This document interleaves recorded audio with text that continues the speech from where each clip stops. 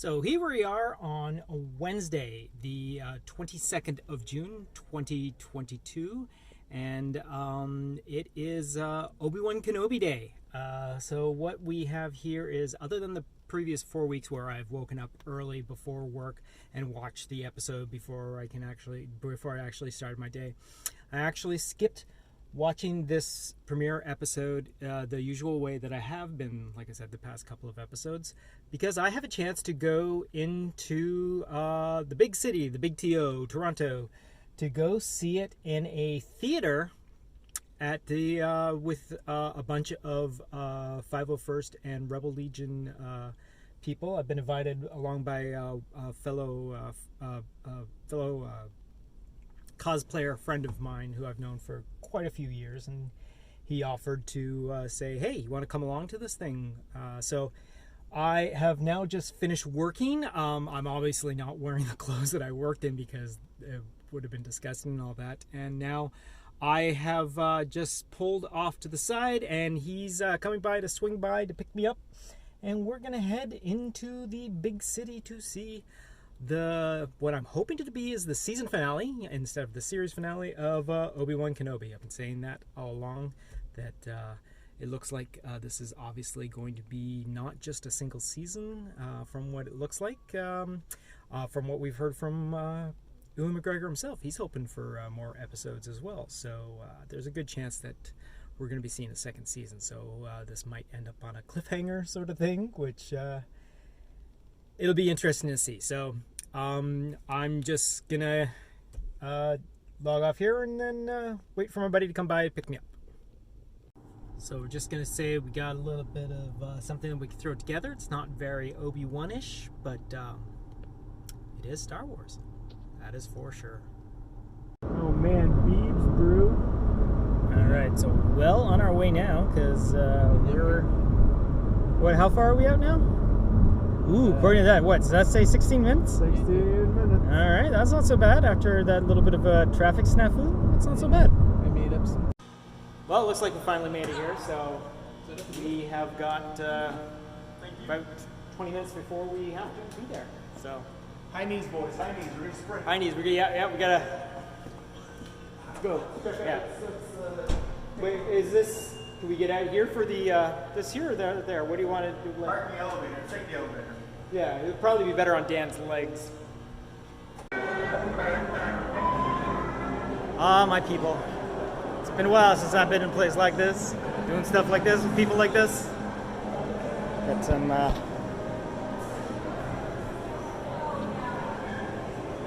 little shirt. Got our own little ticket. Getting lined up to go in, and or maybe I'll just go see Jurassic Park. Alright, so we're in this lineup to get into the place, and apparently we got Mr. Hayden Christensen himself over there doing some autographs, holding up our line and all that. So, geez, some people are just so inconsiderate. I have nothing. There we go. Sitting around here, there's a little bit of a lineup of people signing up to get seats with Hayden, so I'm gonna go in and see if I can find myself 3 seats here. Let's see what we got, huh? We got a good old full theater. Nobody has any seats assigned to them, but hey. Let's see what we got when we get here. Obi-Wan Kenobi. Finale. Getting pretty close there. Got a few minutes before the actual whole show starts, and we'll see what we have when we see. Alright. See you in a bit. I love you all for everything. You know They're cheaters is what they are. You're in for a very cool, emotional roller coaster that is quite something. This is the story that begins 10 years after the dramatic events of Star Wars: Revenge of the Sith, where Obi-Wan Kenobi faced his greatest defeat, the downfall and corruption of his best friend and Jedi apprentice, Anakin Skywalker.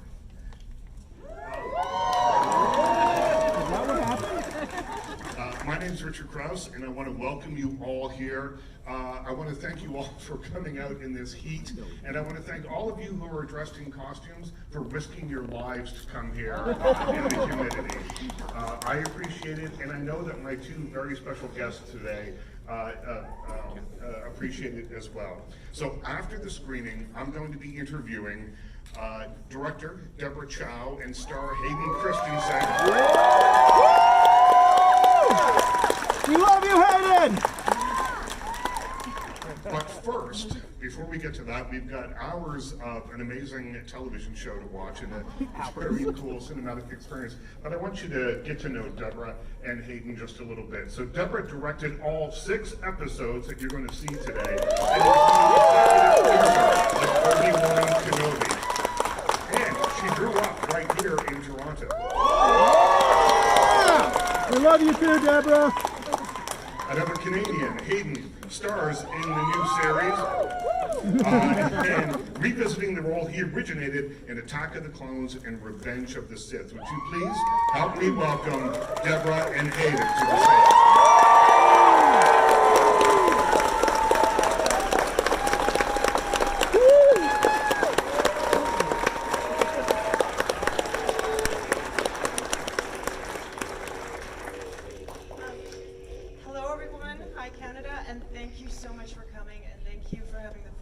To sit through a 5-hour marathon. I hope you get bathroom breaks. But it's really special, I think, for both of us to be back home. I wasn't able to come back in the last 2 years very much just because of all the COVID regulations. So for us, I think it's very special to be able to be here and be with all of Canada and Toronto for the finale.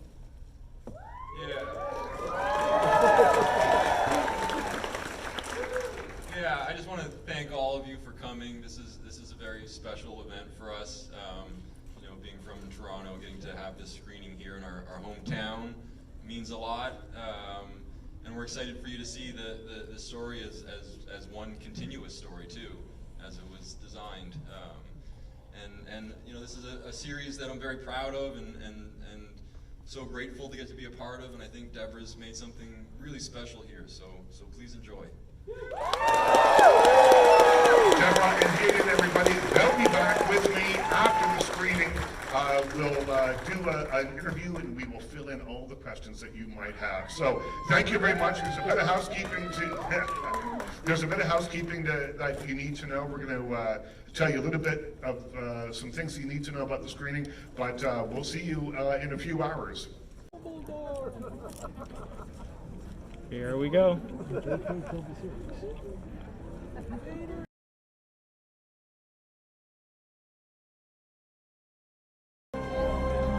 All right, so we just finished watching the 5th episode, and now we're just doing one final break before the 6th episode.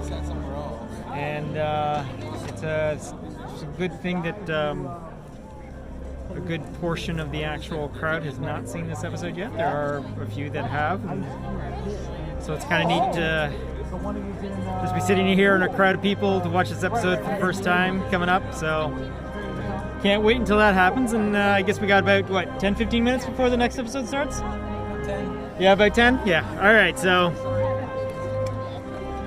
yeah, exciting.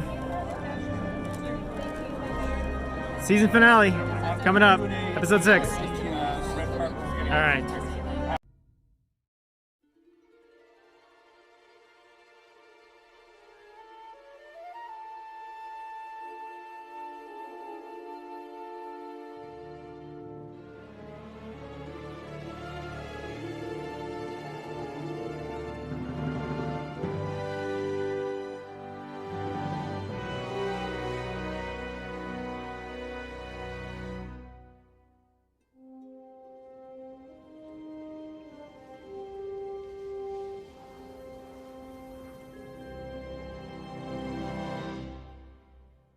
All right, so that was a spectacular ending to the series. That was so much fun.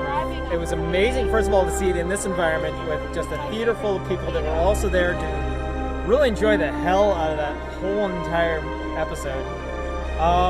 It was fantastic that we got someone mentioned here, there was like a Lord of the Rings ending. We had like several different endings to it and all that. And oh, thank you for the extra leg. But this was a spectacular thing to have seen.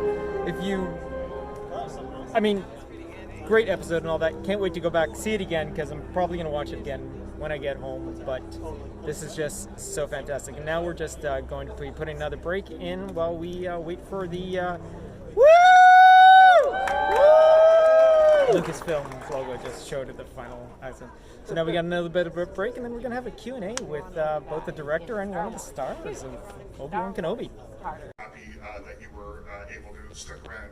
My name is Richard Krause. Watch me on CP24 and CTV, and let's get right to it. We met our special guests earlier, but please help me welcome to the stage Deborah Chow, director and executive producer.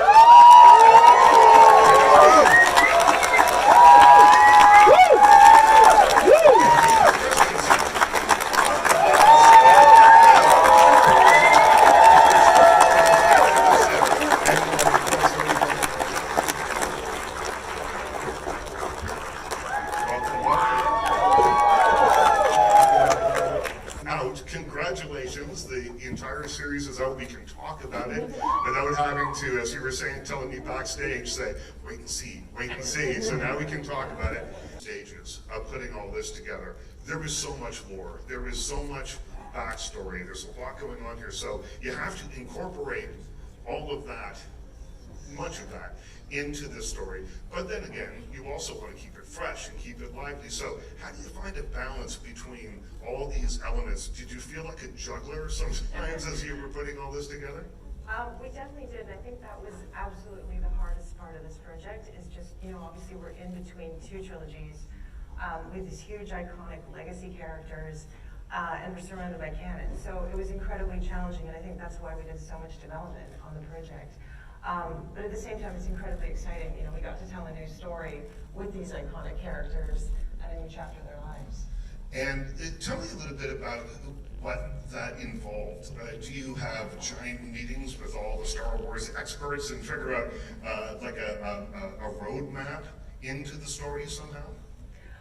We had a lot of meetings. There were a lot of Zoom meetings, that's for sure, throughout the pandemic. We went through a lot of different paths, and obviously we knew our starting place, and we knew everything we were coming out from Revenge of the Sith with, and we knew what we had to link up to. So the challenge was just kind of like, a lot of it was just obstacles of how do you try to tell this story and not hit an obstacle somewhere, which was quite challenging sometimes. And casting, I mean, Hayden is back. This is you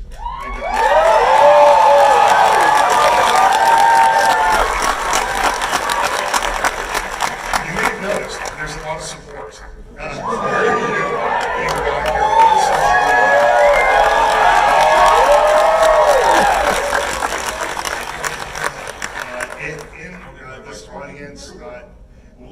What does that feel like to you? How are you feeling right now? You sat and watched the last episode and saw the response of this crowd to it. Tell me what you're feeling right now. I'm feeling good.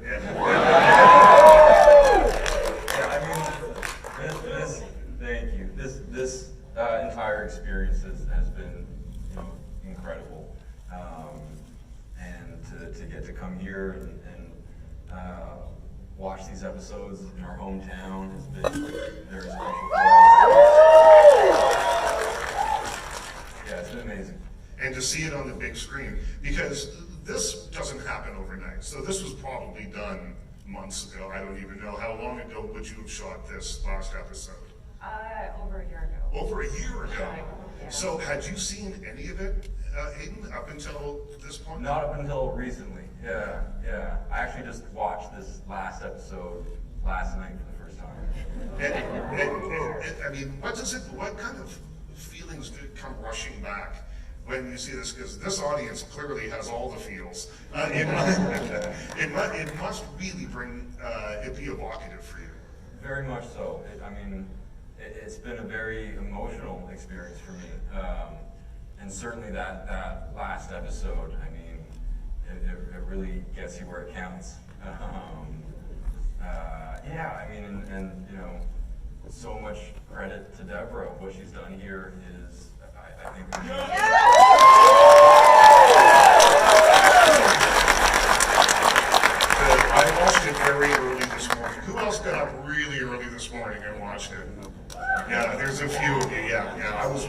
among you watching it at home. And Obi-Wan did not kill Anakin Skywalker. I did. Absolutely flew.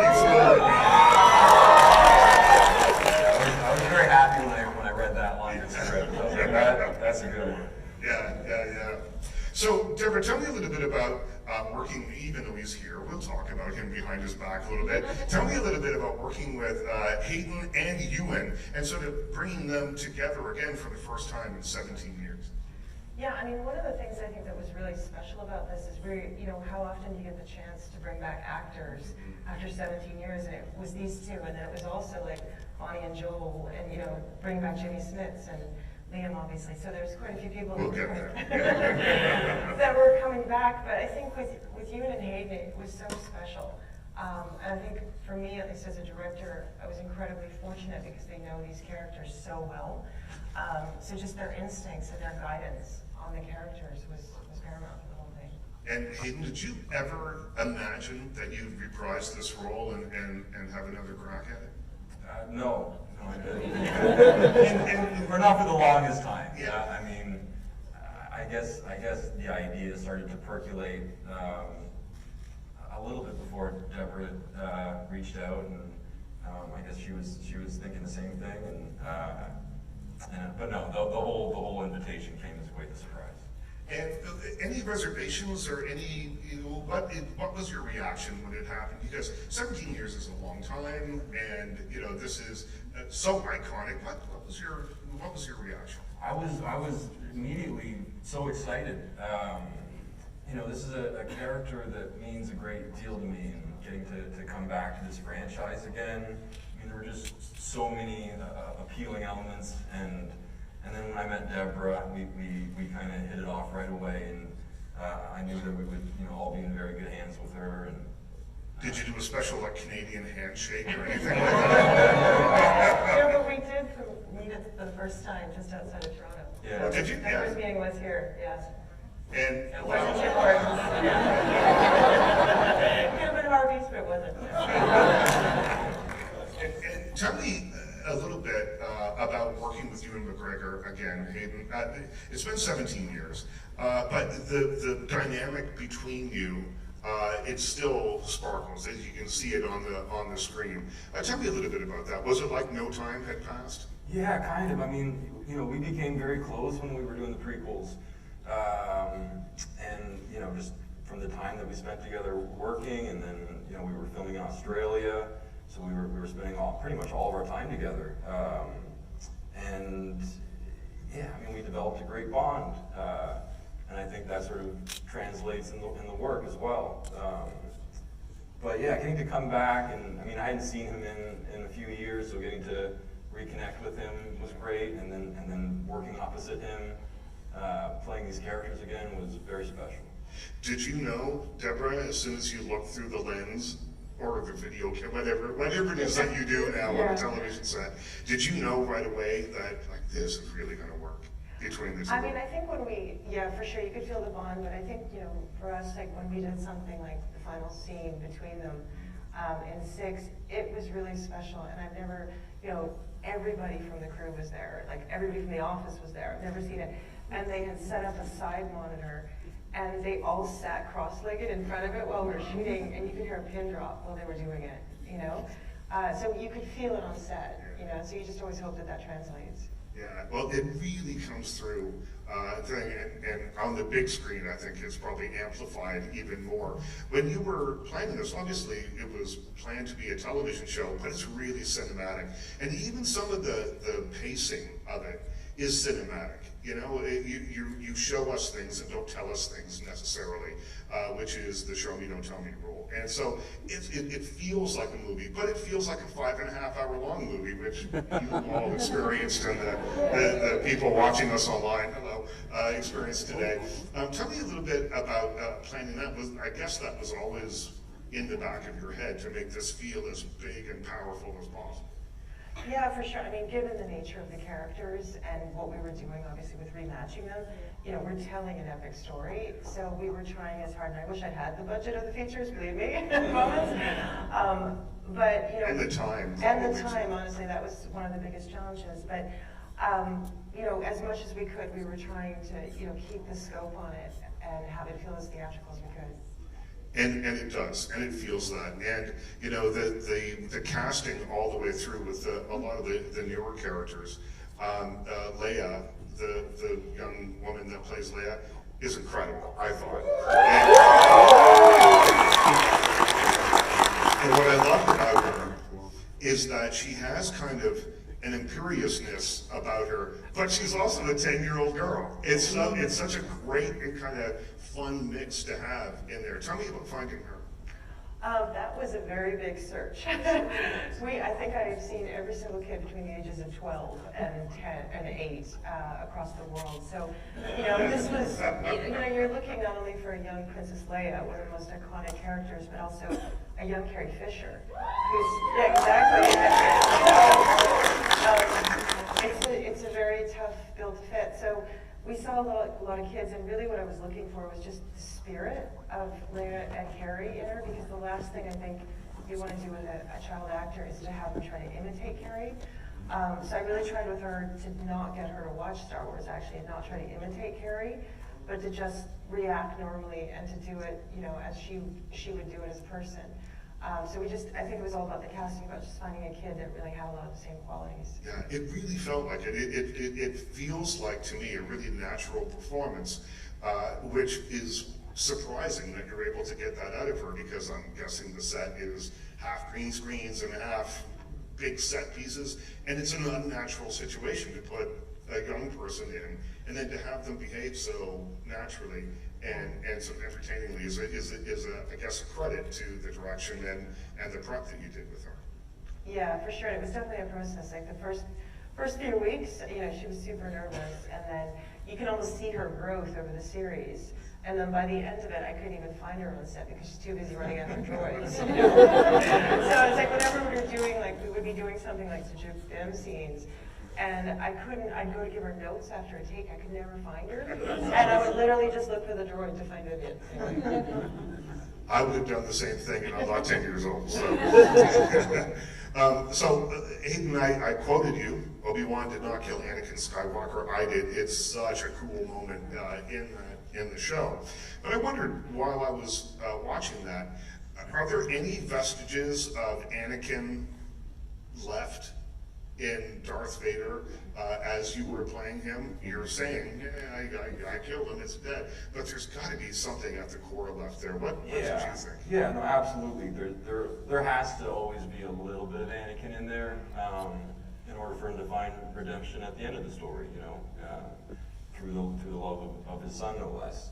But yeah, I mean, Anakin is kind of like the undercurrent, you know, and I just sort of, I get into the Anakin headspace, and then I take him to a very dark place. Yeah.